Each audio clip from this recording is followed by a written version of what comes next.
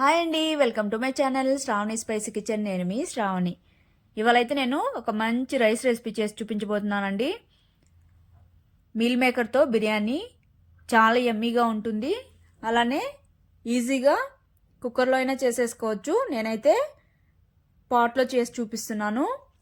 చాలా పొడిగా టేస్టీగా భలేగా ఉంటుంది. వేడివేడిగా రైతా తింటే సరిపోతుంది అంతే. రైతా కాంబినేషన్తో తింటే అద్భుతంగా ఉంటుంది. చాలామందికి మీల్ మేకర్ అంటే నచ్చదు కదండి. ఈ విధంగా నేను చేసినట్టు ఒకసారి ట్రై చేసి చూడండి. అస్సలు వద్దనకుండా మొత్తం లాగించేస్తారు, అంత బాగుంటుంది.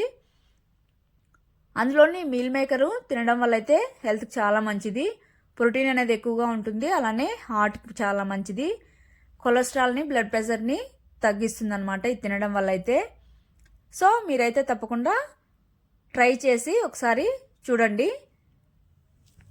లేట్ చేయకుండా అయితే ప్రాసెస్లోకి అయితే వెళ్ళిపోదాం. ముందుగా అయితే కడాయి పెట్టుకొని ఒక గ్లాసు వాటర్ వేసుకోవాలి. అందులోనే సాల్ట్ కూడా వేసేసుకొని ఒకసారి బాగా మిక్స్ చేసేసుకొని వాటర్ని అయితే బాగా మరగనివ్వాలి. ఈ విధంగా వాటర్ అయితే మరిగిన తర్వాత హాఫ్ కప్పు మీల్ మేకర్ వేసేసుకొని ఒకసారి బాగా కలిపేసుకొని మంటను సిమ్లో పెట్టుకొని కాసేపు కుక్ చేసుకోవాలి. ఈ విధంగా చేయడం వల్ల ఇందులోని పచ్చివాసన అంతా వెళ్ళిపోతుంది. లేదంటే ఒక బౌల్లోకి హాట్ వాటర్లో తీసుకొని అందులో సోక్ చేసుకున్నా పర్లేదు. కాకపోతే ఇలా చేయడం వల్ల అయితే కొద్దిగా ఇష్టపడిన వాళ్ళు కూడా ఇష్టంగా తింటారు. ఇదైతే ఒకసారి ట్రై చేసి చూడండి. ఈ విధంగా కుక్ అయిన తర్వాత కూల్ వాటర్ ఒక బౌల్లోకి తీసుకొని అందులోకి ట్రాన్స్ఫర్ చేసేసి పక్కన పెట్టేసుకోవాలి కాసేపు. తర్వాత పాన్ పెట్టుకొని కొద్దిగా ఆయిల్ వేసుకోవాలి.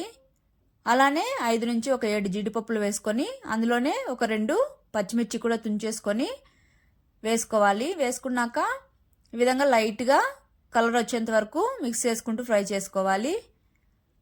ఫ్రై అయ్యాక ఒక కప్పు ముక్కలుగా కట్ చేసుకున్న టమోటో ముక్కలు వేసుకొని స్కిన్ సెపరేట్ అయ్యేంత వరకు ఫ్రై చేసేసుకోవాలి. ఈ విధంగా ఫ్రై అయిన తర్వాత తీసి ఒక ప్లేట్లో పక్కన పెట్టేసుకొని చల్లారనివ్వాలి. ఇప్పుడైతే మీల్ మేకర్ కూడా చల్లారిపోయి ఉంటాయి. ఇక్కడ వాటర్ అన్ని బాగా నేను ఇక్కడ చూపిస్తున్నాను కదా, ఆ విధంగా మొత్తం బాగా స్క్వీజ్ చేసేసుకొని ఒక ప్లేట్లోకి తీసి పక్కన పెట్టేసుకోవాలి. ఈ విధంగా మిగిలిన మీల్ మేకర్ని మొత్తం బాగా చేత్తో ఈ విధంగా ప్రెస్ చేసుకుంటూ పిండేసుకొని పక్కన పెట్టేసుకోవాలి. వాటర్ ఏమీ లేకుండా గట్టిగా ప్రెస్ చేస్తూ ఈ విధంగా పిండుకోవాలి. తర్వాత అయితే ఇక్కడ నేను సైజ్ అనేవి కొద్దిగా పెద్దగా ఉన్నాయి కాబట్టి వీటిని అయితే సగం వరకు కట్ చేసుకుంటున్నాను. ఈ విధంగా కట్ చేసి మనం మళ్ళీ ఒకసారి ఫ్రై చేస్తాం కాబట్టి రైస్లో కూడా మంచి టేస్ట్ ఉంటాయి ఈ మీల్ మేకర్ అనేవి. కాబట్టి ఈ విధంగా కట్ చేసేసుకొని పక్కన పెట్టేసుకోవాలి. తర్వాత మనం ఆల్రెడీ టమాటో వేయించుకున్న కడాయిలోనే అదే ఆయిల్లో కొద్దిగా సాల్టు, తర్వాత ఒక పావు స్పూను కారం, ఒక పావు స్పూను పసుపు వేసుకోవాలి. వేసుకున్న తర్వాత అయితే మంటను సిమ్లో మాత్రమే పెట్టుకోవాలి. తర్వాత ఒకసారి మిక్స్ చేసుకొని కొద్దిగా ఫ్రై అవనివ్వాలి. ఈ విధంగా ఫ్రై అయిన తర్వాత మనం కట్ చేసి పెట్టుకున్న మీల్ మేకర్ని ఇందులోకి వేసుకొని ఈ విధంగా కలుపుతూ మంటను లో ఫ్లేమ్లో పెట్టుకొని లైట్గా కలర్ వచ్చేంత వరకు ఫ్రై చేసుకుంటే సరిపోతుంది. ఈ ఉప్పు, కారము, పసుపు అనేది మీల్ మేకర్కి పట్టేంత వరకు ఫ్రై చేసుకుంటే సరిపోతుంది.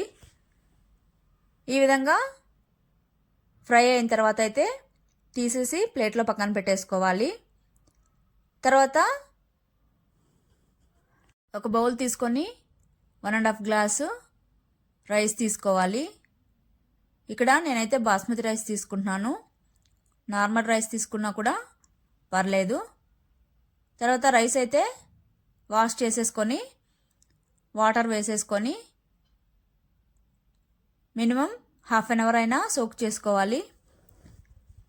తర్వాత ఒక మిక్సర్ జార్ తీసుకొని మనం వేయించుకున్నాం కదా టమోటో, పచ్చిమిర్చి, జీడిపప్పులు ఇందులోకి ట్రాన్స్ఫర్ చేసుకొని ఈ విధంగా మెత్తగా మిక్సీ పట్టేసుకొని పక్కన పెట్టేసుకున్నాక స్టవ్ మీద పాన్ పెట్టేసుకొని ఆయిల్ వేసుకోవాలి. ఇందులోనే మసాలా దినుసులు మీకు నచ్చినవైతే వేసుకోవచ్చు. నేనైతే ఇక్కడ చెక్క, లవంగాలు, ఇలాచి అలానే ఒక బిర్యానీ ఆకు తుంచేసుకొని వేసుకోవాలి. ఇందులోనే కొద్దిగా జీలకర్ర అలానే కరివేపాకు వేసుకొని చిటపట్లాడనివ్వాలి. ఈ విధంగా చిటపట్లాడిన తర్వాత సన్నగా కట్ చేసుకున్న ఆనియన్స్ కూడా వేసేసుకొని మంచిగా బ్రౌన్ కలర్ వచ్చేంత వరకు కలుపుకుంటూ మంటనైతే లో టు మీడియం ఫ్లేమ్లోకి అడ్జస్ట్ చేసుకుంటూ ఈ విధంగా ఫ్రై చేసేసుకోవాలి. ఆనియన్స్ అనేవి ఫ్రై అయిన తర్వాత ఇందులోనే కొద్దిగా సాల్టు అలానే పసుపు, రుచికి తగినంత కారం, ఆల్రెడీ మనము మీల్ మేకర్ అనేవి కారం వేసుకొని ఫ్రై చేసుకున్నాం కాబట్టి అందులోనూ పచ్చిమిర్చి కూడా పేస్ట్ చేసుకున్నాము. సో చూసుకొని అయితే అడ్జస్ట్ చేసుకోండి. తర్వాత అయితే ధనియాల పొడి, వేయించిన జీలకర్ర పొడి, గరం మసాలా వేసేసుకొని మంటనైతే లో ఫ్లేమ్లో మాత్రమే పెట్టుకోవాలి. తర్వాత ఈ విధంగా కలుపుతూ మాడిపోకుండా 2 మినిట్స్ మూత పెట్టుకొని ఫ్రై చేసేసుకోవాలి. ఈ విధంగా అయితే ఫ్రై అయిన తర్వాత మనము ఫ్రై చేసి పెట్టుకున్న మీల్ మేకర్ని కూడా ఇందులోకి వేసేసుకొని జస్ట్ 2 మినిట్స్ ఫ్రై చేసుకుంటే సరిపోతుంది. ఈ విధంగా ఫ్రై చేసుకున్న తర్వాత మూత పెట్టుకొని పచ్చివాసన అనేది పోయే వరకు మూత పెట్టుకుంటే సరిపోతుంది. ఆ వేడికి అనేది బాగా పచ్చివాసన లేకుండా కుక్ అయిపోతుంది. తర్వాత అయితే మనం మిక్సీ పట్టుకున్న జీడిపప్పుల పేస్ట్ వేసేసుకొని మొత్తం మిక్స్ చేసేసుకొని మంటనైతే లో ఫ్లేమ్లో పెట్టుకోవాలి, లేదంటే అడుగంటేస్తుంది. మిక్స్ చేసుకున్నాక మరొక 2 మినిట్స్ మూత పెట్టుకొని ఈ విధంగా అయితే నూనె పైకి తేలేంత వరకు ఫ్రై చేసేసుకుంటే సరిపోతుంది. తర్వాత అయితే కొద్దిగా పుదీనా అలానే సన్నగా కట్ చేసుకున్న కొత్తిమీర కూడా వేసేసుకొని 1 నిమిషం పాటు మిక్స్ చేసేసుకున్నాక మనం నానబెట్టుకున్న రైస్ని వాటర్ అని వంపేసి రైస్ మాత్రం వేసేసుకొని రైస్ కూడా మీల్ మేకర్కి అలానే మసాలాలు పట్టే విధంగా స్లోగా ఈ విధంగా కలుపుకుంటే సరిపోతుంది. ఈ విధంగా మిక్స్ చేసేసుకున్న తర్వాత 1.5 కప్పు బాస్మతి రైస్కి 2.5 కప్పు వాటర్ వేసేసుకుంటే సరిపోతుంది. నార్మల్ రైస్కైనా కూడా 1/2 కప్పు ఎక్కువ వేసుకుంటే సరిపోతుంది రైస్ని పట్టి. కొన్ని పాత బియ్యం ఉంటే 3 కప్స్ వేసేసుకుంటే సరిపోతుంది. లేదంటే 2.5 కప్పు లేదా 2.75 కప్పు వేసుకుంటే కరెక్ట్గా సరిపోతుంది. రైస్ కూడా పొడి పొడిగా భలేగా ఉంటుంది. ఈ విధంగా ఒకసారి రైస్ని మొత్తం మిక్స్ చేసేసుకొని లిడ్ పెట్టేసుకొని హై ఫ్లేమ్లో 5 మినిట్స్ కుక్ చేసుకోవాలి. తర్వాత అయితే మంటను లో ఫ్లేమ్లో పెట్టేసుకొని మిక్స్ చేసేసుకొని మూత పెట్టుకొని కుక్ చేసుకుంటే సరిపోతుంది.